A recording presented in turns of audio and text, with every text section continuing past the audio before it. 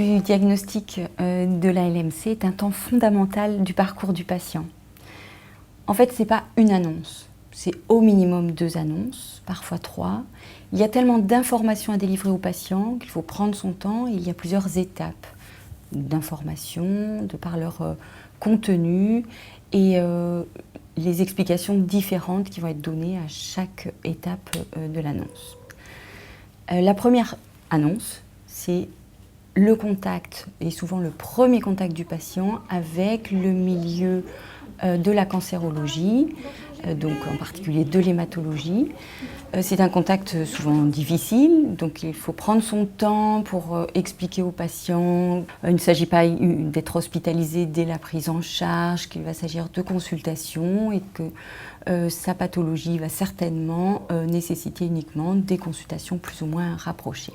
Lors de cette première consultation d'annonce, le patient va être adressé par son médecin traitant en général, après avoir présenté divers symptômes, les plus fréquents étant une asthénie, c'est-à-dire une fatigue, éventuellement un amaigrissement, des sueurs nocturnes, une douleur de la rate.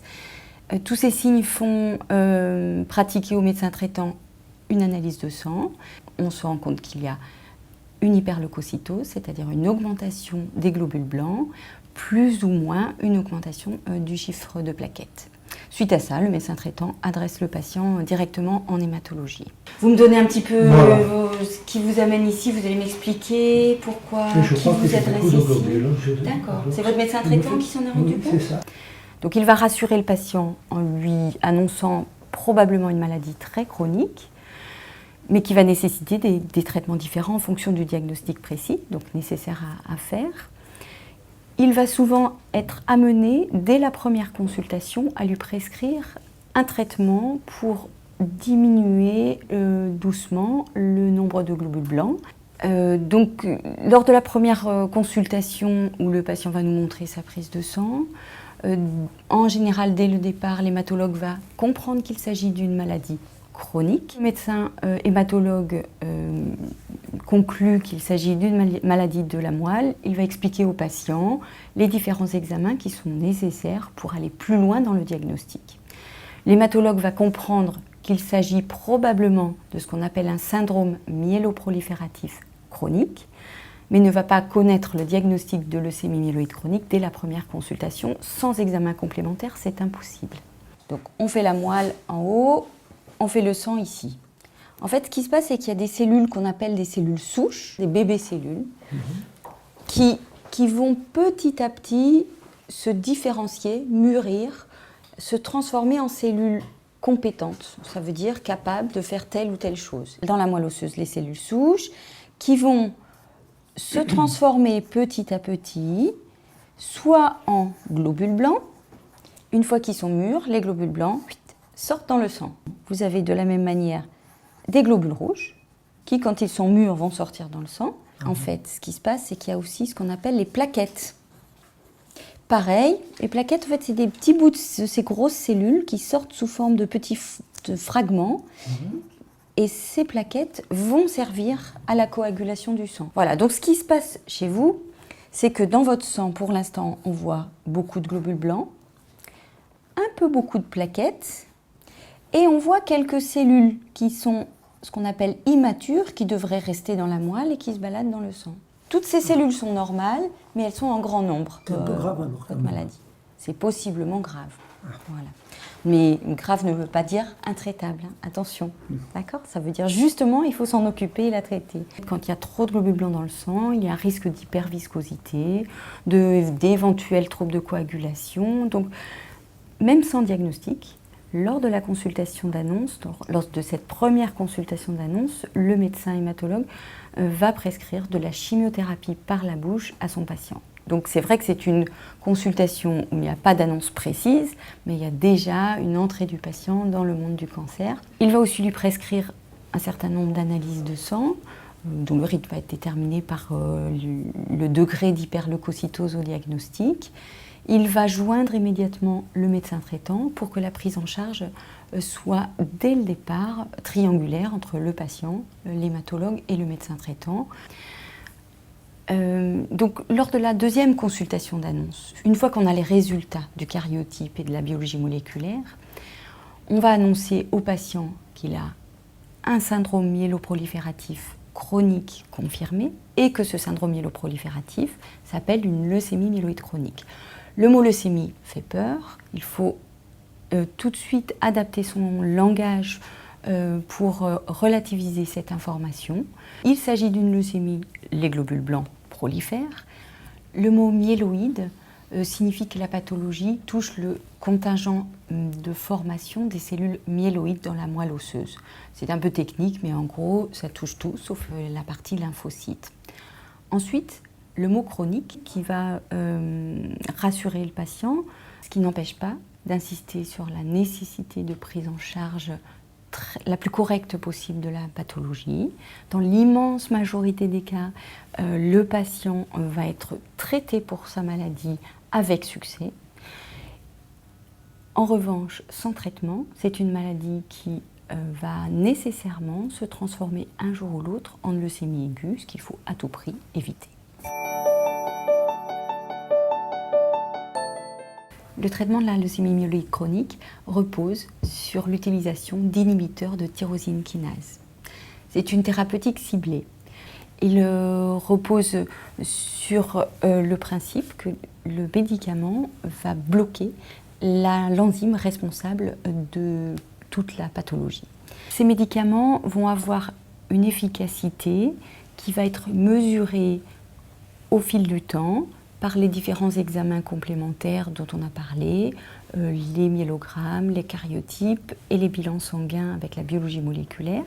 Les inhibiteurs de tyrosine kinase, on les appelle les ITK, sont efficaces à la condition qu'ils soient pris très régulièrement. Ce sont tous des médicaments oraux qui permettent donc aux patients de maintenir un mode de vie le plus normal possible. On a beaucoup de chance d'avoir des traitements efficaces actuellement qui nous permettent de vivre normalement. Heureusement, on dit que la médecine a fait des progrès, que la recherche qu'il y a plusieurs possibilités. Il y en a même, avant il y en avait un seul et unique, maintenant il commence à y en avoir d'autres et c'est un espoir.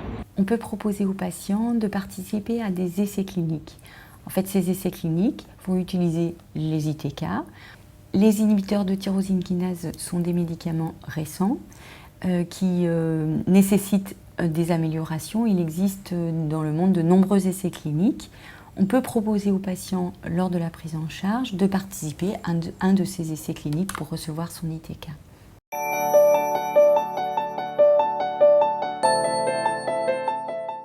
Il s'agit d'effectuer, après anesthésie locale de la peau et de la corticale de l'os, qui est la partie sensible de l'os, une ponction avec un trocar fin en aspirant la moelle osseuse. Une fois que le trocar est planté dans la moelle, on va réussir à analyser les cellules médulaires en les ayant étalées sur des lames. On fait une analyse au microscope.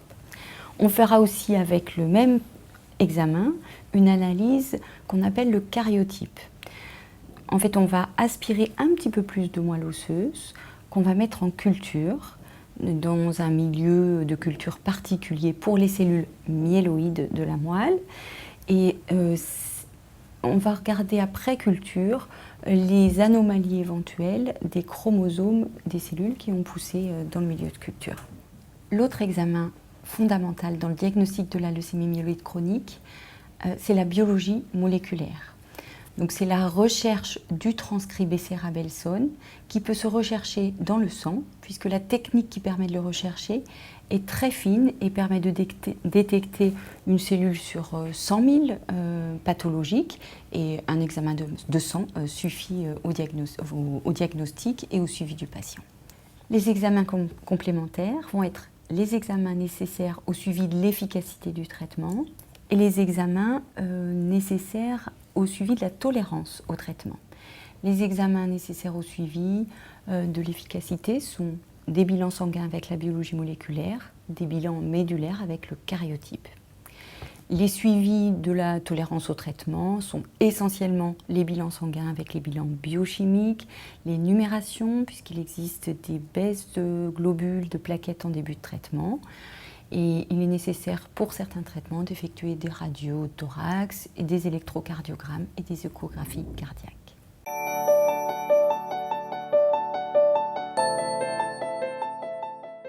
Les prélèvements de moelle osseuse et de sang arrivent au laboratoire où ils sont enregistrés, numérotés et étiquetés. Chaque patient a son étiquette et son numéro propre. Le prélèvement de moelle va nous servir à l'étude des chromosomes. Cet examen s'appelle le cariotype, avec en particulier dans le cas de la leucémie myéloïde chronique, la recherche de la translocation entre les chromosomes 9 et 22, donc cet échange de matériel entre ces deux chromosomes. Et le chromosome 22 qui va être issu de cette translocation est appelé le chromosome de Philadelphie. Les chromosomes, ce sont ces petits bâtonnets d'ADN que produit la cellule au moment où elle se divise. Et cette division de la cellule s'appelle la mitose. C'est à ce moment-là, donc au moment de la mitose, que la vie de la cellule nous intéresse, car c'est à ce stade que nous pouvons voir, classer et analyser les chromosomes, donc ces petits bâtonnets, au moment de la mitose.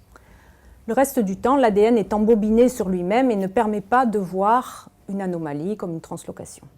Il faut donc que nous fassions faire aux cellules de moelle des mitoses et que nous les récupérions à ce stade. Pour cela, après avoir transvasé la moelle donc, qui nous est arrivée au laboratoire dans une seringue ou dans un tube à bouchon bleu marine, nous allons centrifuger cette moelle et nous allons la positionner de façon stérile, sous une hotte de travail stérile, de façon à ce que les cellules se trouvent dans des flacons contenant un milieu nutritif qui leur convient et qui va leur permettre de faire des mitoses. Pour cela, nous allons les placer durant un temps défini, en général entre 1 et 3 jours, dans une étuve à 37 degrés, pour les laisser se diviser et produire les chromosomes. À la sortie de l'étuve, les cellules et leur milieu de culture sont transvasés dans des tubes, on les rince, on les centrifuge et ensuite on va les étaler sur des lames de verre pour pouvoir voir les chromosomes. Si on regarde à ce stade l'étalement sur les lames de verre, les chromosomes vont être transparents, donc on ne voit rien. Donc pour pouvoir terminer la technique, il va falloir traiter ces lames portant l'étalement de chromosomes à haute température, on travaille à 87 degrés dans un bain-marie, et ensuite les colorer à l'aide d'un colorant qui va marquer des bandes sur chaque chromosome, ces techniques de bandes qui nous permettent de classer ces chromosomes et qui sont un gros progrès dans l'étude cytogénétique. Et c'est à ce stade que les chromosomes peuvent être visualisés et classés. Donc on peut réaliser le cariotype. La lame qui porte donc les cellules étalées après coloration est installée sous l'objectif du microscope et la technicienne va rechercher les mitoses sur cette lame et grâce à un système d'analyse d'image, on va transférer donc l'image que l'on voit sous le microscope sur un écran. Et à ce moment-là, on va travailler l'image, les contrastes pour que les bandes des chromosomes soient bien visibles et qu'on puisse les classer. À ce moment-là, les chromosomes apparaissent comme des petits bâtonnets rayés de noir et blanc. Les chromosomes humains sont au nombre de 46, qui s'organisent en 22 paires, numérotés de 1 à 22, plus les chromosomes sexuels, XX pour les femmes et XY pour les hommes. Ces chromosomes sont donc classés en fonction de leur taille, du marquage en bande qui est apparu grâce aux colorations, et ces critères sont spécifiques de chaque paire chromosomique. Dans la leucémie myéloïde chronique, nous allons bien sûr regarder plus particulièrement les chromosomes 9 et 22, et lorsque la translocation entre ces chromosomes est présente, comme au diagnostic par exemple, nous allons voir que l'un des deux chromosomes 9 est plus long et que l'un des deux chromosomes 22 est plus court. C'est lui, le fameux chromosome de Philadelphie. Il s'est produit un échange entre un petit morceau de chromosome 9 et un plus gros morceau de chromosome 22 qui donne donc cette différence au niveau de la translocation. Pour chaque patient, nous analysons et classons au moins 20 mitoses afin de pouvoir compter les mitoses anormales, qui présentent donc la translocation 9-22, et les mitoses normales, qui ne l'ont pas, et établir un pourcentage de mitoses anormales. Le sang est prélevé dans des tubes à bouchon mauve. Il faut au moins 10 ml de sang, donc plusieurs tubes pour pouvoir faire cette analyse de biologie moléculaire. Cette analyse se fait grâce à une technique qui est appelée RT-PCR quantitative, ou RQ-PCR. Elle consiste à rechercher le transcrit BCR-Abelson, c'est-à-dire l'ARN qui est produit par les gènes fusionnés lors de la translocation 922, donc ces gènes sont BCR et ABL.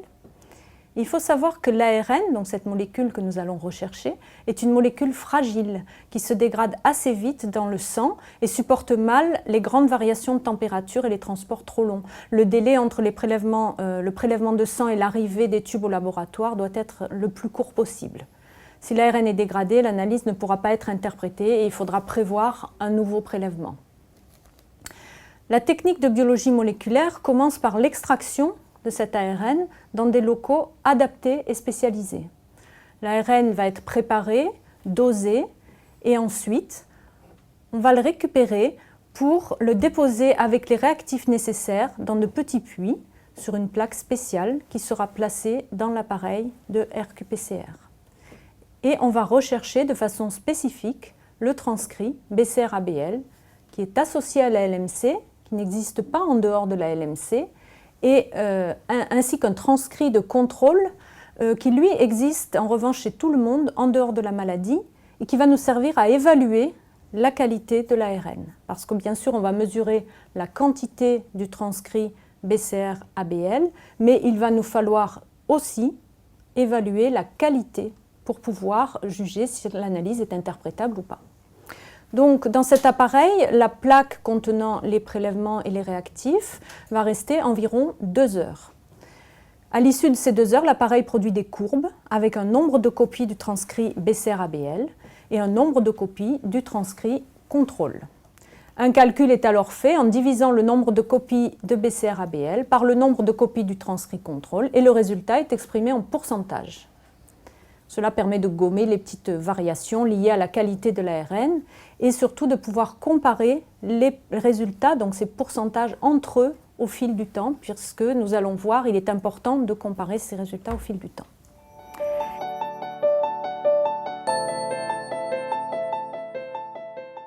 L'interprétation du karyotype est très importante pour le suivi du patient.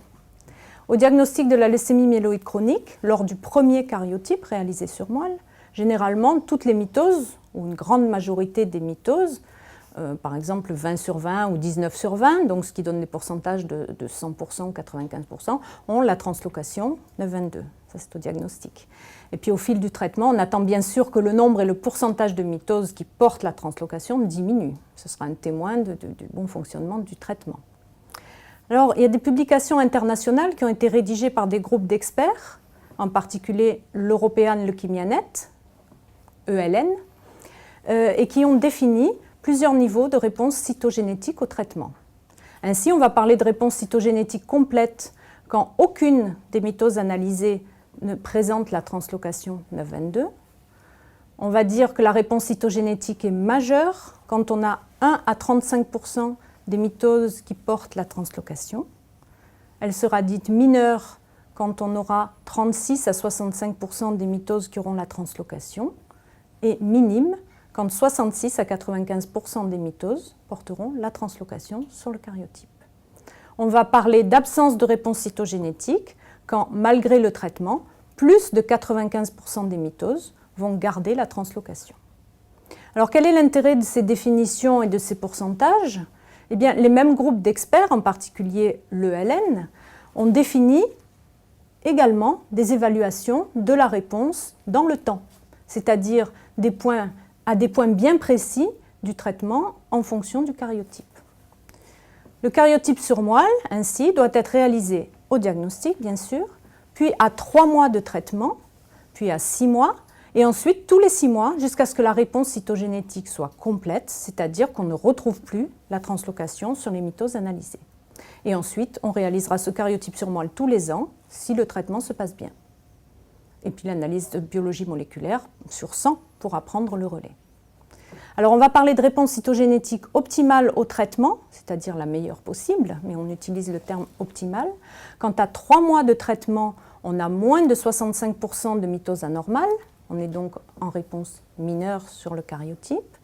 Elle va être dite optimale à 6 mois si on a moins de 35% de mitoses anormales, donc on a une réponse majeure. et optimale à 12 mois si on ne retrouve plus de mitose anormale, et donc on est en réponse complète.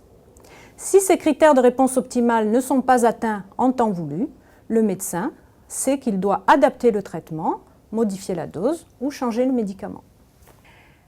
Alors, au niveau de l'interprétation de la RQ-PCR, il existe des recommandations d'experts européens, de l'European Leukemia Net ou ELN, et ces recommandations sont de réaliser une RQ-PCR sur 100 tous les 3 mois jusqu'à obtention d'une réponse moléculaire majeure, puis tous les 6 mois.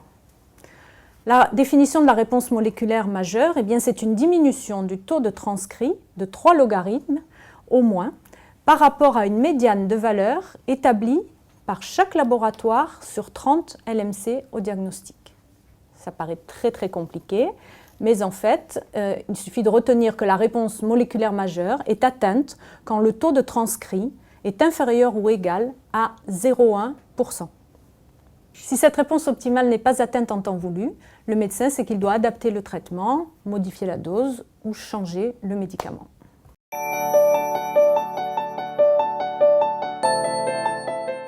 La LMC se soigne à la condition que le patient prenne régulièrement son traitement.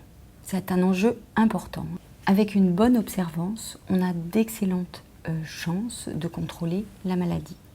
En revanche, si un patient ne prend pas un dixième de son traitement, ce qui représente 3 oublis sur 1 mois, ce patient a plus de 25% de risque de perdre sa réponse cytogénétique complète. Ce qui veut dire que ce patient a de forts risques de voir sa maladie évoluer, y compris en leucémie aiguë. En général, un patient qui oublie plus de 20% de son traitement ne pourra pas être en réponse moléculaire majeure. L'analyse de l'observance représente un tiers du temps de consultation tout au long du parcours thérapeutique du patient. Puisqu'effectivement, du fait de la chronicité de la maladie, voire de l'obtention des très bons résultats du traitement, un patient pourra être amené à moins bien prendre son traitement à certains moments de son parcours thérapeutique. L'analyse de l'observance nécessite une relation de confiance entre le médecin et le patient qui permet une analyse des mécanismes de la non-observance éventuelle du patient.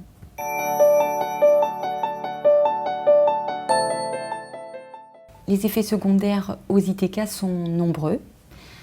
Il faut que les patients parlent avec leur médecin dès le début de la mise en place du traitement.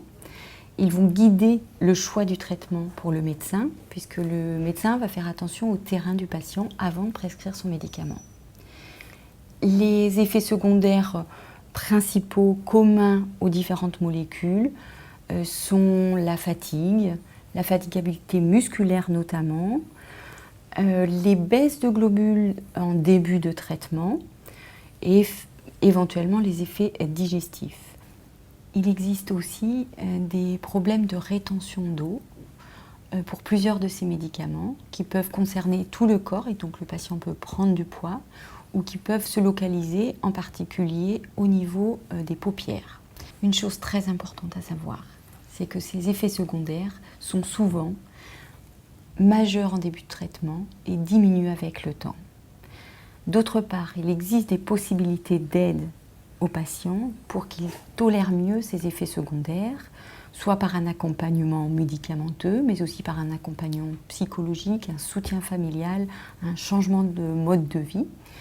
Et tout cela fait partie de l'aide qu'on peut apporter aux patients par l'éducation thérapeutique et les longues consultations avec son médecin hématologue.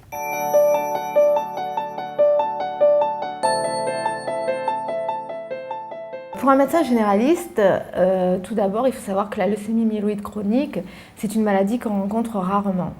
Donc, sa gestion demande une étroite collaboration avec le spécialiste et donc avec l'hématologue qui va s'occuper du patient. En tant que médecin de famille, on connaît très bien le patient et sa famille et donc notre rôle va être de faire le lien entre la famille et le spécialiste. Donc on a un rôle primordial au niveau de ce lien entre patient et spécialiste. faut être disponible, joignable régulièrement par le patient. On est proche des souffrances quotidiennes du patient. Il faut que l'on connaisse parfaitement les effets secondaires dus au traitement de cette pathologie pour pouvoir faire la part des choses entre ces effets secondaires dus aux médicaments et d'autres signes cliniques qui n'auraient rien à voir avec la pathologie de la leucémie myéloïde chronique. Je vais regarder vos résultats. Donc, on avait fait cette prise de sang parce que vous étiez fatigué depuis quelque temps. Je vais faire un courrier pour un spécialiste hématologue de l'Institut Paoli-Calmette qui va vous prendre en charge. Il faut savoir que les traitements de la leucémie myéloïde chronique, ce sont des lourds traitements et qui peuvent entraîner des interactions médicamenteuses avec des médicaments les plus banaux que l'on emploie dans la vie quotidienne, que ce soit des antalgiques, des antibiotiques. Donc il faut bien connaître les interactions médicamenteuses entre les médicaments de la leucémie myéloïde chronique et les autres médicaments. La leucémie myéloïde chronique, c'est une pathologie chronique qui va avoir des conséquences sur la vie familiale du patient. Donc c'est une prise en charge globale du patient et de sa famille qui va devoir être faite. Et là, c'est aussi notre rôle, cette prise en charge globale. Les thérapeutiques de la leucémie myéloïde chronique sont en perpétuelle évolution, et cela vers le bon. Il est nécessaire que nous, médecins généralistes, assistions à des formations médicales continues pour se tenir au courant de ces évolutions. Grâce à cette collaboration étroite entre médecins généralistes et médecins spécialistes, nous allons optimiser au maximum la prise en charge de ces patients atteints de leucémie myéloïde chronique.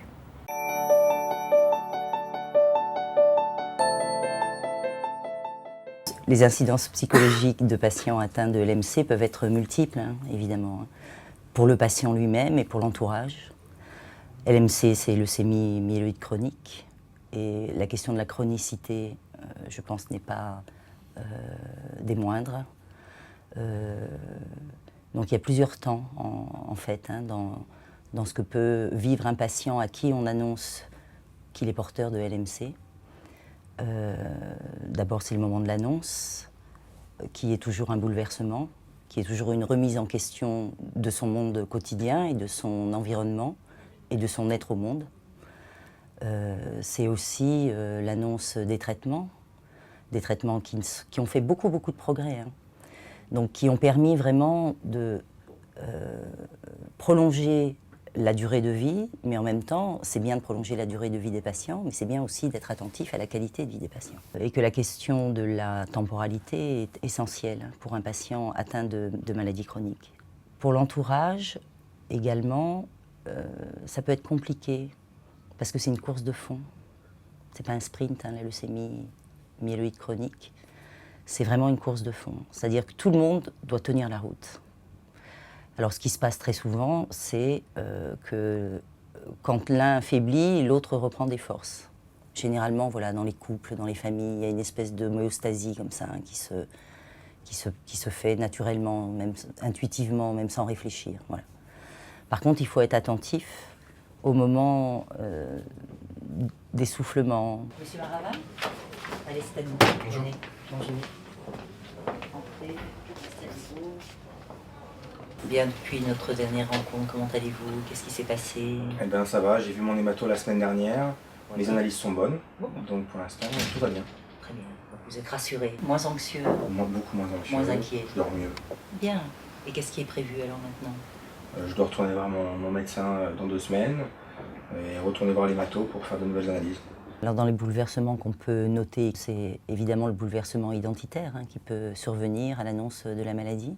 On a une façon forcément différente de se penser quand on se sait malade, parce que parfois on peut être amené à arrêter de travailler, par exemple, à ne plus pouvoir s'occuper de ses enfants comme on le voudrait, parce qu'on est fatigué, parce qu'on est à un moment de la maladie qui est un peu difficile.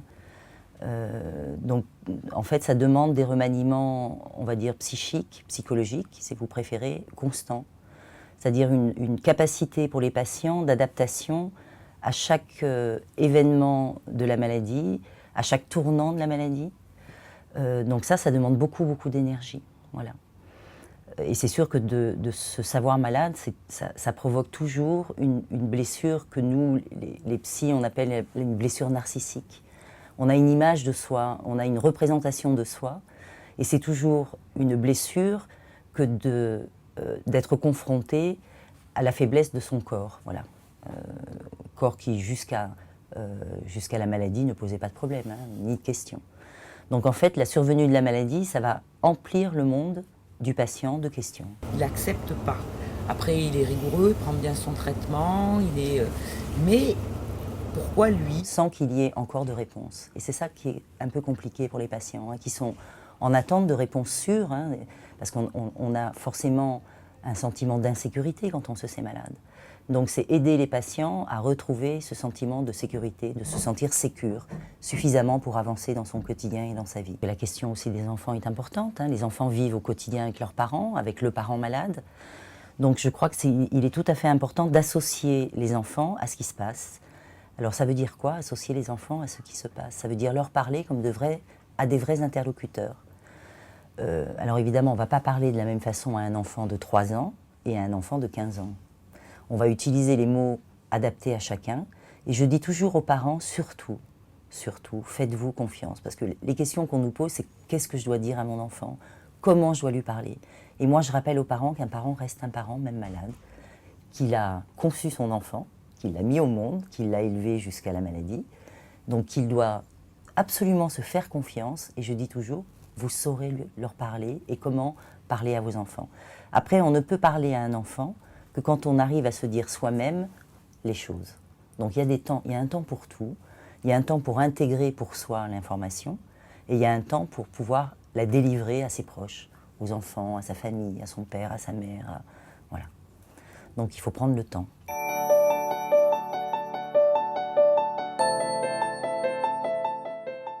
Le patient arrive au service social dès la consultation d'annonce. Il nous est adressé soit par le médecin qui l'a reçu, soit par l'infirmière coordinatrice. Donc il peut venir seul ou venir accompagné d'un des membres de sa famille. Il vient au service social pour évoquer un certain nombre de difficultés qu'il va rencontrer du fait de la maladie. Ces difficultés peuvent être diverses et multiples. Une des toute première question qui va se poser, ça peut être concernant la prise en charge de ses soins. Donc nous vérifions avec lui qu'il a bien une ouverture de droit pour tout ce qui est les frais par rapport à son traitement, y compris des frais d'hospitalisation. Donc le rôle de l'assistante sociale est d'informer le patient et la famille, quelle que soit la difficulté qu'il rencontre. Ce rôle d'information peut couvrir donc la prise en charge des soins, peut couvrir également des difficultés financières qu'il pense rencontrer rapidement s'il doit y avoir un arrêt de maladie. Il faut à ce moment-là trouver des revenus de remplacement. Donc ce sont tout simplement des indemnités journalières ou ça peut être une allocation adulte handicapé.